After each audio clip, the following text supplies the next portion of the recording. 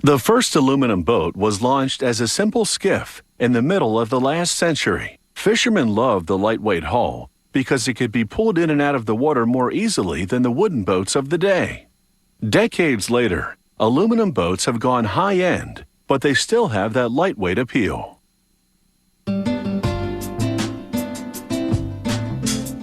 Since aluminum hulls aren't as heavy as other types, these boats will go farther on a tank of gas. They make them from high-grade aluminum that's corrosion-resistant. Rollers flatten the metal, and a blade called a slitter cuts it to length.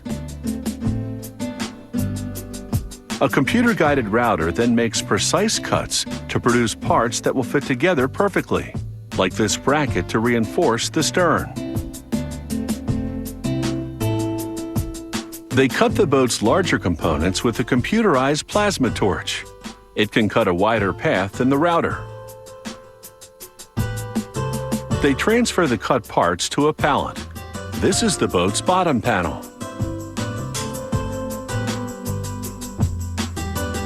A long piece of aluminum will be the gunnel, which is the upper edge of the hull. They bend it around a wooden template to give it the correct curvature.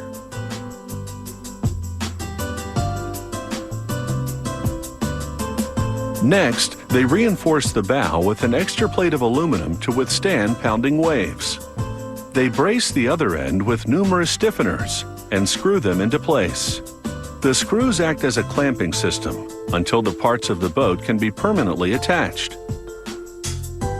A line of caulking helps waterproof the seam between the hull and the back of the boat, called the transom.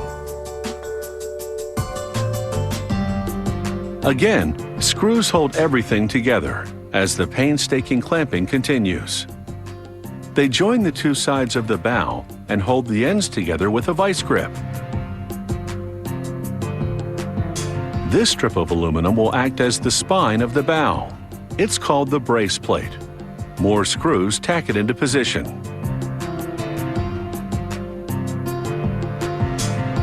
They attach the sides to the rest of the hull.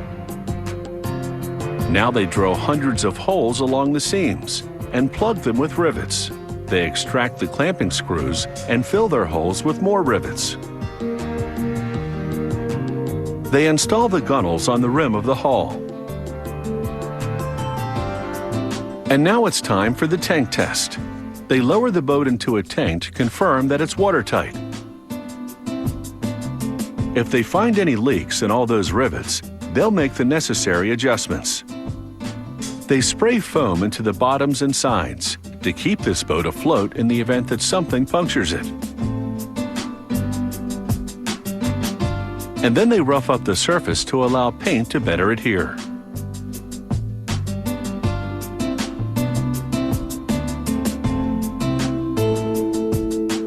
They move to the interior and install felt on the storage panels to give them a more finished look.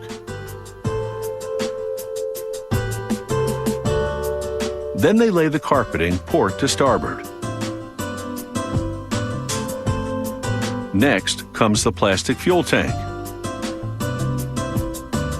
All they have to do is connect the fuel line hoses and secure them with a stainless steel collar.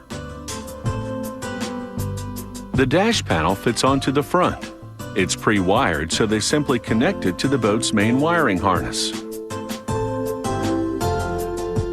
Next, they apply lubricant to the motor's propeller shaft. This allows the propeller to slide on easily. They tighten it with a pneumatic ratchet. Then they hoist the motor onto the stern and bolt it into position.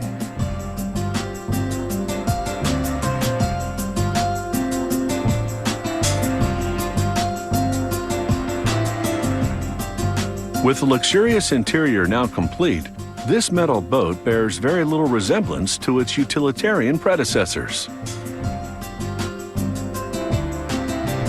This particular model doubles as a fishing boat and a pleasure craft. And it proves that aluminum boats are no longer just a basic form of transportation.